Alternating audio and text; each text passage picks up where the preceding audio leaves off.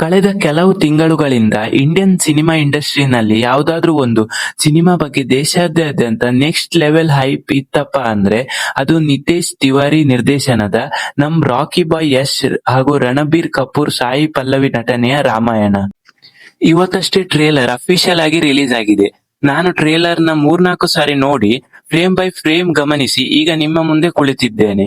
ನಿಜ ಹೇಳ್ಬೇಕಾ, ಟ್ರೇಲರ್ ನೋಡ್ತಾ ಇದ್ರೆ ಮೈ ಎಲ್ಲ ರೋಮಾಂಚನ ಆಯ್ತು. ಆದರೆ ಕೆಲವೊಂದು ಕಡೆ ಸಣ್ಣ ಪುಟ್ಟ ಡೌಟ್ಗಳು ಕೂಡ ಶುರುವಾಗಿದೆ. ಆ ಡೌಟ್ ಏನು?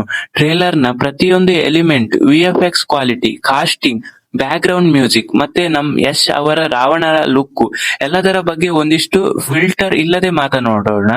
ವಿಡಿಯೋನ ಸ್ಕಿಪ್ ಮಾಡದೆ ಪೂರ್ತಿಯಾಗಿ ನೋಡಿ. ಇನ್ನೂ ಕೂಡ ನನ್ನ ಚಾನಲ್ ಅನ್ನು ಸಬ್ಸ್ಕ್ರೈಬ್ ಆಗಿಲ್ಲ ಅಂದ್ರೆ ಈಗಲೇ ಒಂದು ಸಬ್ಸ್ಕ್ರೈಬ್ ಬಟನ್ ಒತ್ತಿ ಬೆಲ್ ಐಕಾನ್ ಕ್ಲಿಕ್ ಮಾಡಿ. ಬನ್ನಿ ಶುರು ಮಾಡೋಣ. ನಮಗೆಲ್ಲ ಗೊತ್ತಿರುವ ಹಾಗೆ ಆದಿಪುರುಷ್ ಸಿನಿಮಾ ಬಂದಾಗ ವಿಎಫ್ಎಕ್ಸ್ ವಿಚಾರದಲ್ಲಿ ಇಂಡಿಯನ್ ಆಡಿಯನ್ಸ್ ಎಷ್ಟು ಡಿಸಪಾಯಿಂಟ್ ಆಗಿದ್ರು ಅಂತ. ಅದಕ್ಕೆ ಈ ರಾಮಾಯಣ ಟೀಮ್ ಮೇಲಿದ್ದ ಜವಾಬ್ದಾರಿ ತೀರಾ ದೊಡ್ಡದಿತ್ತು. ಟ್ರೇಲರ್ ನ ಮೊದಲ 30 ಸೆಕೆಂಡ್ಗಳಲ್ಲೇ ಅಯೋಧ್ಯೆ ನಗರವನ್ನು ತೋರಿಸುವ ಆ ವೈಟ್ ಶಾಟ್ ನೋಡಿ DNEG ಅನ್ನೋ ವಿಶ್ವ ಪ್ರಸಿದ್ಧ ವಿಎಫ್ಎಕ್ಸ್ ಸಂಸ್ಥೆ ಇದರಲ್ಲಿ ಕೆಲಸ ಮಾಡಿರೋದು ಪ್ರತಿಯೊಂದು ಫ್ರೇಮ್ ನಲ್ಲೂ ಎದ್ದು ಕಾಣಿಸುತ್ತೆ. ಅಯೋಧ್ಯೆಯ ಗೋಪುರಗಳು, ಆ ಸೂರ್ಯನ ರಶ್ಮಿಗಳು ಮತ್ತೆ ದಂಡಕಾರಣ್ಯ ಕಾಡಿನ ಪ್ರಕೃತಿ ಸೌಂದರ್ಯ ಅಬ್ಬಾ, ನೋಡೋಕೆ 2 ಕಣ್ಣು ಸಾಲಲ್ಲ. ಆದ್ರೆ ಅಲ್ಲಿ ಒಂದು ಸಣ್ಣ ಪಾಯಿಂಟ್ ಇಲ್ಲೇ ಹೇಳ್ಬೇಕಾಗುತ್ತೆ. ಕೆಲವು CGI ಶಾಟ್ ಗಳಲ್ಲಿ, ಉದಾಹರಣೆಗೆ ಆ ಬೆಂಕಿಯ ಇಫೆಕ್ಟ್ ಮತ್ತು ಹಿನ್ನೆಲೆಯಲ್ಲಿ ಬರುವ ಕೆಲವು ಪ್ರಾಣಿಗಳ ಗ್ರಾಫಿಕ್ ನಲ್ಲಿ ಇನ್ನು ಸ್ವಲ್ಪ ಫಿನಿಶಿಂಗ್ ಅಗತ್ಯವಿತ್ತು ಅಂತ ನನಗನ್ಸ್ತು. ಈಗ ಬರೋಣ ಈ ಸಿನಿಮಾದ ಹಾರ್ಟ್ ಅಂಡ್ ಸೋಲ್ ಪಾತ್ರವರ್ಗಕ್ಕೆ. ಒಂದು, ಶ್ರೀರಾಮನಾಗಿ ರಣಬೀರ್ ಕಪೂರ್ಗೆ ರಾಮನ ಪಾತ್ರ ಕೊಟ್ರು ಅಂದಾಗ ಆರಂಭದಲ್ಲಿ ಸಾಕಷ್ಟು ಚರ್ಚೆಗಳಾಗಿದ್ದು, ಬಟ್ ಟ್ರೇಲರ್ ನಲ್ಲಿ ಅವರ ಕಣ್ಣೀರಿನಲ್ಲಿರೋ ಆ ಶಾಂತತೆ, ಆ ಕರುಣೆ ಮತ್ತು ಶ್ರೀರಾಮನ ಗಾಂಭೀರ್ಯ ಜಸ್ಟ್ ಹ್ಯಾಟ್ಸ್ ಆಫ್ ಅಂತಾನೆ ಹೇಳ್ಬೋದು. ಧನಸ್ಸು ಹಿಡಿದು ನಿಲ್ಲೋ ಆ ಭಂಗಿ ನಿಜಕ್ಕೂ ರಾಮನ ಪ್ರಭಾವವನ್ನು ತಂದುಕೊಡುತ್ತೆ. ಸೀತೆಯಾಗಿ ಸಾಯಿ ಪಲ್ಲವಿ ಅಂದ ತಕ್ಷಣ ನಮಗೆ ನೆನಪಾಗೋದು ಅವರ ನ್ಯಾಚುರಲ್ ಆಕ್ಟಿಂಗ್. ಟ್ರೇಲರ್ ನಲ್ಲಿ ಸೀತಾ ದೇವಿಯ ಪಾತ್ರದಲ್ಲಿ ಅವರು ಕಾಣಿಸಿಕೊಂಡಿರೋ ರೀತಿ ತುಂಬಾ ಪವಿತ್ರವಾಗಿದೆ. ಕೃತಕವಾದ ಯಾವುದೇ ಮೇಕಪ್ ಇಲ್ಲದೆ ತಮ್ಮ ಕಣ್ಣುಗಳಲ್ಲೇ ಭಾವನೆಗಳನ್ನು ತೋರಿಸಿದ್ದಾರೆ.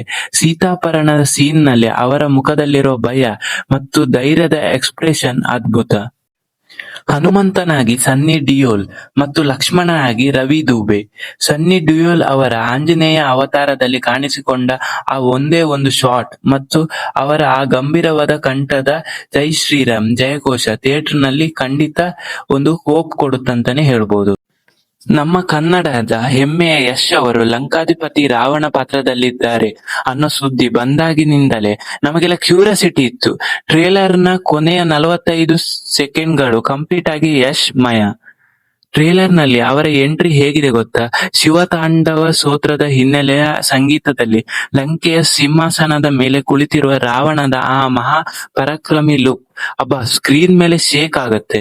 ಯಶ್ ಅವರ ಆ ವ್ಯಕ್ತಿತ್ವ, ಕಣ್ಣಿನ ತೀಕ್ಷ್ಣತೆ ಮತ್ತು ಆ ಡೈಲಾಗ್ ಡೆಲಿವರಿ ಭಾರತೀಯ ಚಿತ್ರರಂಗದಲ್ಲಿ ಸೃಷ್ಟಿಯಾಗದಂತಹ ಒಂದು ಪವರ್ಫುಲ್ ರಾವಣನ ಪಾತ್ರವನ್ನು ನಾವು ನೋಡಲಿದ್ದೇವೆ ಅನ್ನೋದಕ್ಕೆ ಈ ಟ್ರೇಲರೇ ಒಂದು ಸಾಕ್ಷಿ. ನೆಕ್ಸ್ಟ್, ಈ ಟ್ರೇಲರ್ ನ ಇನ್ನೊಂದು ಮೇಜರ್ ಹೈಲೈಟ್ಸ್ ಅಂದ್ರೆ ಲೆಜೆಂಡರಿ AR ರೆಹಮಾನ್ ಮತ್ತು ಹಾಲಿವುಡ್ ನ ಮಾಸ್ಟರ್ ಹ್ಯಾನ್ಸ್ ಜಿಮ್ಮರ್ ಇಬ್ಬರು ಸೇರಿ ಈ ಸಿನಿಮಾಗೆ ಮ್ಯೂಸಿಕ್ ನೀಡಿದ್ದಾರೆ. ಟ್ರೇಲರ್ ನಲ್ಲಿ ಬರೋ ಆ ಕೋರಸ್ ಮತ್ತು ಶಾಸ್ತ್ರೀಯ ಸಂಗೀತದ ಫ್ಯೂಷನ್ ಒಂಥರ ದಿವ್ಯವಾದ ಅನುಭೂತಿ ಕೊಡುತ್ತೆ.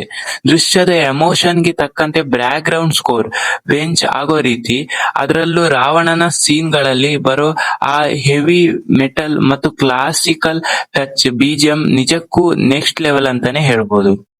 ಒಟ್ಟಾರೆಯಾಗಿ ಹೇಳ್ಬೇಕಂದ್ರೆ ರಾಮಾಯಣ ಟ್ರೇಲರ್ ಭಾರತೀಯ ಚಿತ್ರರಂಗದ ಹೊಸ ಮೈಲಿಗಲ್ಲು.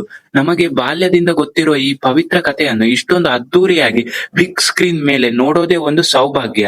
ನನಗಂತೂ ಈ ಟ್ರೇಲರ್ ತುಂಬಾ ಇಷ್ಟ ಆಯ್ತು. ಮತ್ತೆ ನಿಮ್ಮ ಅಭಿಪ್ರಾಯ ಏನು? ನಿಮಗೆ ಈ ಟ್ರೇಲರ್ ನಲ್ಲಿ ಯಾವ ಸೀನ್ ಅಥವಾ ಯಾವ ನಟರ ಲುಕ್ ತುಂಬಾ ಇಷ್ಟ ಆಯ್ತು? ನಮ್ಮ ಯಶ್ ಅವರ ರಾವಣನ ಎಂಟ್ರಿ ನೋಡಿ ನಿಮಗೆ ಏನನ್ಸ್ತು? ಕೆಳಗಡೆ ಕಮೆಂಟ್ ಸೆಕ್ಷನ್ ನಲ್ಲಿ ಖಂಡಿತ ತಿಳಿಸಿ.